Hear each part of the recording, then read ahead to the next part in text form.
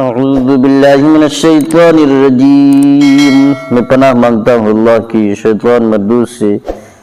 بسم اللہ الرحمن الرحیم، شروع کرتا ہوں اللہ کے نام سے جو بڑا مہربان نہایت رحم والا ہے۔ وَاذْكُرْ فِي الْكِتَابِ إِبْرَاهِيمَ إِنَّهُ كَانَ صِدِّيقًا نَبِيًّا إِذْ قَالَ لِأَبِيهِ يَا أَبَتِ لِمَ تَعْبُدُ مَا لَا يَسْمَعُ وَلَا يُبْصِرُ وَلَا يُغْنِي عَنْكَ شَيْئًا۔ قرآن شریف کے 16ویں پارہ میں سورہ مریم کے تیسرے رکوع میں آیت نمبر 40/1، 40/2، 40/3، 44 میں اللہ تعالیٰ ارشاد فرماتا ہے، اس کتاب میں ابراہیم علیہ السلام کا واقعہ بھی بیان کرو، وہ ہمارے سچے نبیوں میں سے تھے۔ جب ابراہیم علیہ السلام نے اپنے باپ سے کہا کہ اے ابا جان، آپ ایسوں کو کیوں پوج رہے ہیں جو نہ سنے نہ دیکھے اور نہ آپ کے کچھ کام آ سکے؟ اے میرے ابا جان، میرے پاس ایسا علم آیا ہے جو آپ کے پاس نہیں ہے، آپ میرے کہنے پر چلیے، میں آپ کو سیدھے راستے پر چلاؤں گا۔ اے میرے ابا جان، آپ شیطان کی پرستش نہ کیجیے، شیطان تو خدا رحمان کا بڑا دشمن ہے۔ اے ابا جان، میں ڈر رہا ہوں کہ آپ پر کوئی عذاب نہ آ جائے اور آپ شیطان کے ساتھی سمجھے جائیں۔ میرے دوستو، دنیا جانتی ہے کہ ابراہیم علیہ السلام کے باپ آزر بت بناتا بھی تھا اور بیچتا بھی تھا اور بتوں کی پوجا بھی کرتا تھا۔ جب ابراہیم علیہ السلام نے اپنے باپ کو سمجھایا تو ابراہیم علیہ السلام کو بہت ہی سخت جواب ملا۔ حالانکہ ابراہیم علیہ السلام کو اللہ نے اپنا خاص اور مخصوص بندہ بنا لیا تھا۔ حضرت ابراہیم علیہ السلام کوئی وہابی، ٹونڈا بندہ، تبلیغی جماعت والے، اہل حدیث یا دیوبند سے تعلیم حاصل کر کے نہیں آئے تھے، بلکہ اللہ تعالیٰ کی طرف سے سچے نبی اور خلیل بنائے گئے تھے۔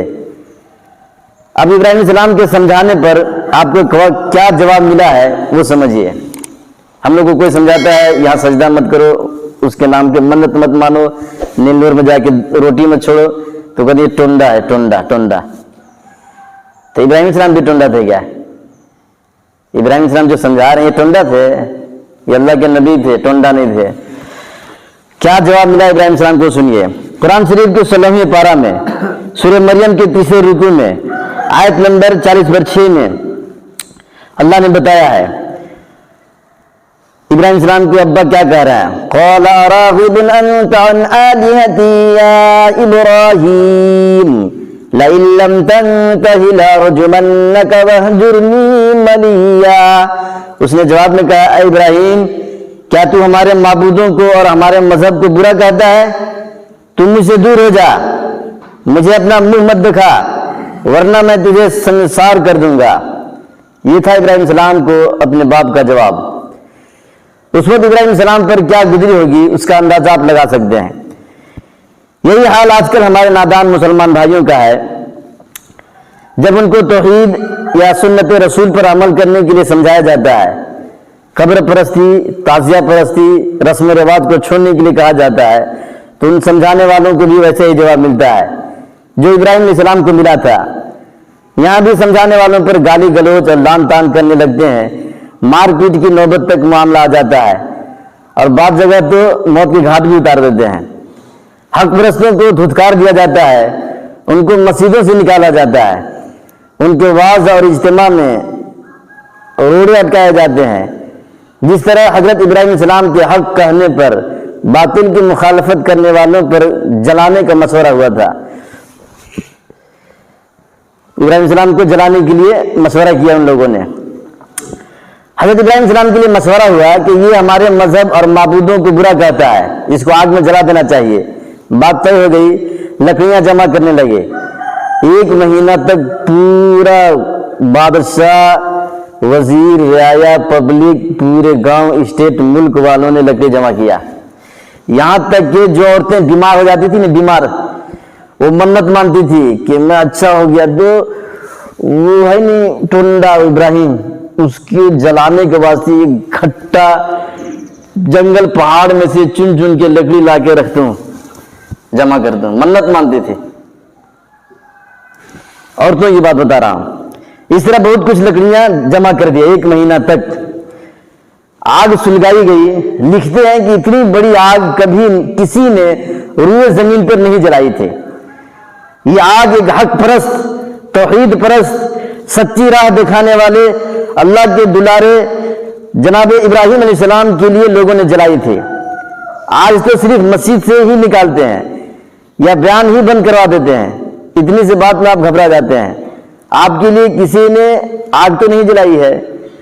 بہرحال جب وہ آگ برابر روشن ہو گئی تو اس قدر بھڑک رہی تھی کہ کوئی پرندہ بھی اوپر سے اڑ کر نہیں جا سکتا تھا۔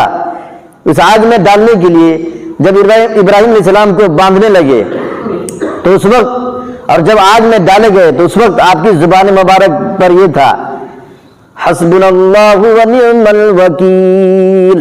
ابراہیم علیہ السلام کو گوپیا میں رکھے، اتنا خطرناک آگ کے پاس کون جائے گا، وہ تو دور ہی سے جل کھپ کے مر جائے گا۔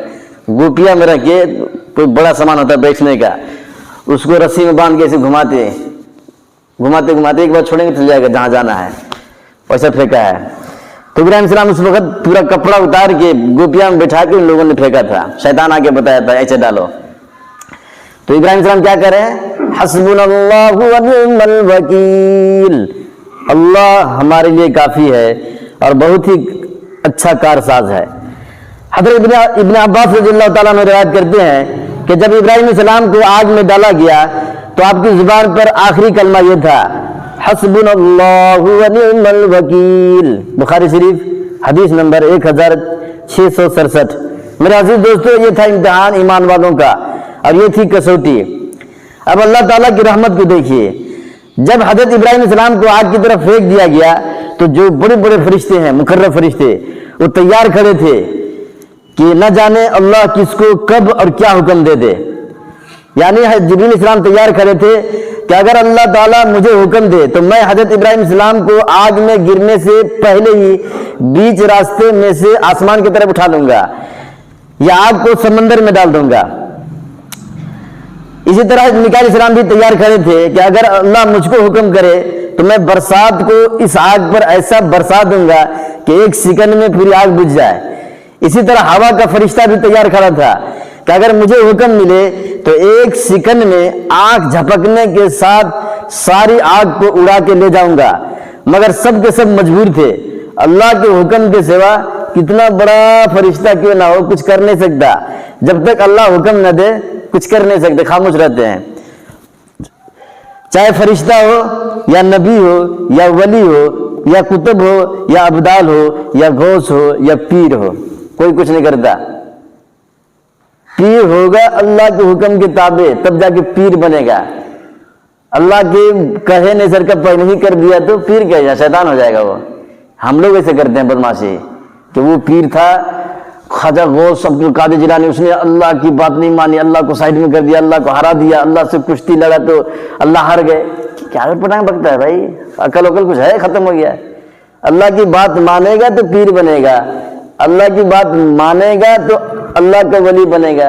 اللہ کے اپوزٹ ہو کے بھی ولی بنتا ہے کوئی، پھر اللہ کا ولی نہیں ہوگا، شیطان کا ولی ہو جائے گا۔ ہم لوگ نہیں مانتے ہیں اللہ کی بات، تو دماغ میں گھسا ہوا نا کہ وہ بھی نہیں مانتے ہوں گے، اس لیے ایسی باتیں کرتے ہیں۔ جب تک اللہ کی بات نہ مانے فرشتہ فرشتہ نہیں رہے گا، نبی نبی نہیں رہے گا، ولی ولی نہیں رہے گا۔ اللہ کی بات مانے گا تو ولی بنے گا۔